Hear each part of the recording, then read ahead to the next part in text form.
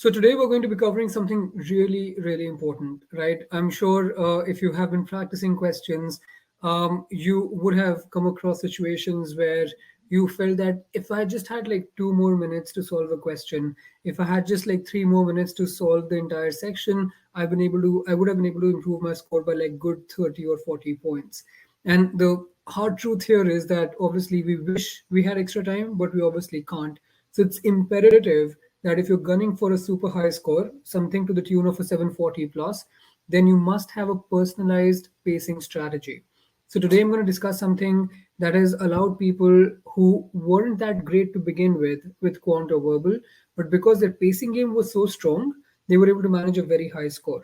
So on the GMAT, pacing strategy is instrumental in getting a high score. You just can't do without it. Why do you need a pacing strategy? So obviously, on the exam, you don't want to be huffing and puffing and scrambling to finish off the section on time, right? You don't want to be all anxious and nervous and unsure and doubting yourself at every step of the way, whether you'll be able to actually finish the section on time or not, right? So you don't want to be like him, where you're just constantly running and running and running without really without having the time to be able to think through a problem and figure out the most strategic way of answering it. This is not the way people are able to achieve a 760 or a 770, where they're scrambling to finish the test on time. You should be able to comfortably finish the section on time, and that precisely the reason why you need a pacing strategy for the GMAT. So let's talk about pacing strategy for quant, because I know a lot of people when they join in, they have a mental block against quant. I'm not sure if you do, but a lot of people have a mental block against quant where they feel that they've always been bad at math, and therefore they will continue to be bad at math, and they feel that there's nothing that they can do that can actually help them to improve. So they're already behind the eight ball, right? They're already behind the eight ball where they're just not able to figure out exactly what's the best way to finish off all questions within time. So this is again a general template that I'm going to be sharing with you. That's going to allow you to be able to understand how to pace your exam overall. But this will require a slight bit of tweaking and a slight bit of refining in order to be able to optimize it, in order to be able to personalize it, in order to be able to make sure that you are able to finish it on time. This has worked well generally for students, but definitely some bit of tweaking would be required.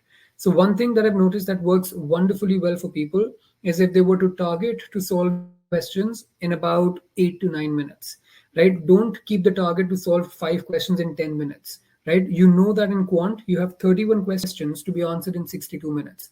So you know that the average time per question is 2 minutes per question. So if you were to target to solve questions in 2 minutes, then you realize that even one curveball question can completely throw you off your game. One curveball question can completely throw you off your game. So it's important for you to actually have a little bit of a buffer, that just in case you find that one curveball question and it takes you, let's say, about 2.5 or 3 minutes to answer, you shouldn't feel that you have to rush or you have to kind of guess on questions or skip questions and all that. You wouldn't have to do that then. So have some buffer as you're solving questions, and I think 5 questions in about 8 to 9 minutes serves almost everyone pretty well. Second, something that's really important for pacing is, this might sound paradoxical or maybe counterintuitive, where I'm saying that you pause and we're talking about completing the section on time. But trust me, usually the instinctive approaches are not the most efficient approaches, right? So when I say pause before jumping in, that means don't just use the first thing that comes to your mind, because generally the first approach that clicks to you might actually be very calculation intensive. It might entail a lot of steps, and you might find yourself taking more than 2.5 minutes to answer the question. And that's how the questions are designed as well. The questions are designed in such a manner that if students were to follow the conventional approach, which is typically the instinctive approach, they will take more than 2 minutes to answer. So it's important for you to take a pause for maybe 5 or 7 seconds and run through the options of the ways in which you can actually solve the question. I recommend that for every question, you must have at least two approaches at your disposal, so that you're flexible in terms of using approaches, and you're not kind of shoehorned to just use one approach for any conceivable question that comes up on the exam. So pause before jumping in to solve the question. Take 5 or 10 seconds. It's okay. Those 5 or 10 seconds can actually help you save minutes in the exam, because you would be more thoughtful and more strategic starting out with a question. As I said, it might sound counterintuitive, but trust me, it has yielded great results for people who've actually used this.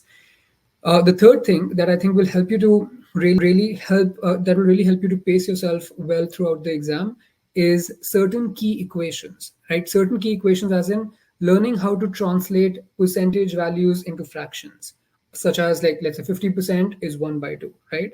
33.33% is 1 by 3, and vice versa. Learning how to translate or express percentages as fractions and fractions as percentages actually helps you a lot in some algebra and arithmetic type of questions. So learn those equations. Learn cubes until 10. Learn squares until 10. Learn square roots until 5.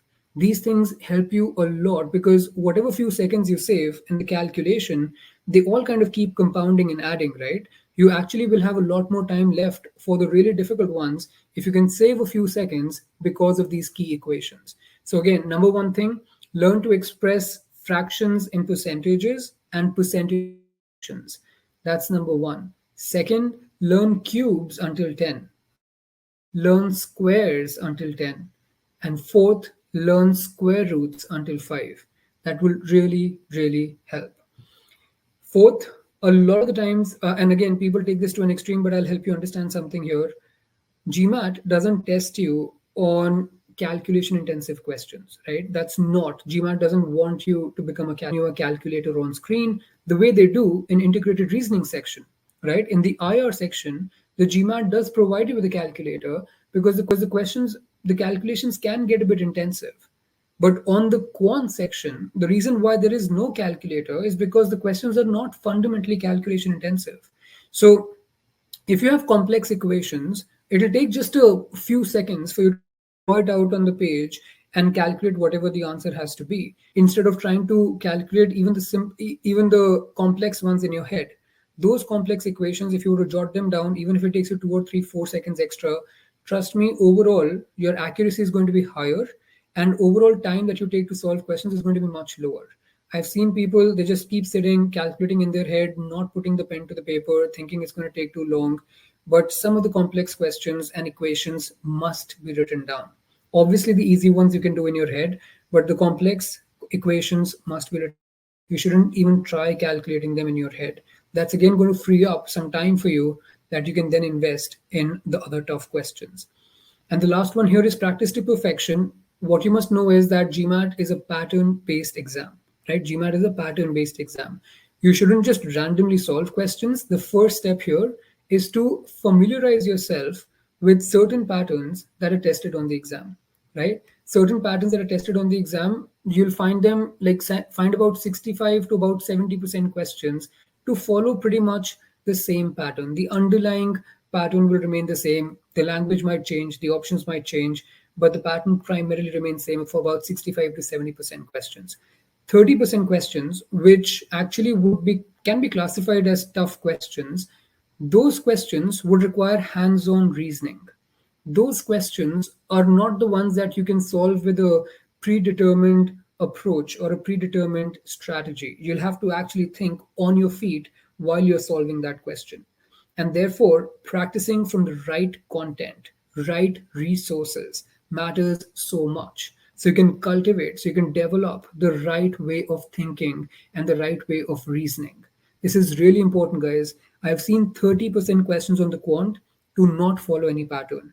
Those questions are going to be very straightforward in terms of approach, but they would not fit in, they wouldn't fit neatly into any of the ones you would have seen before.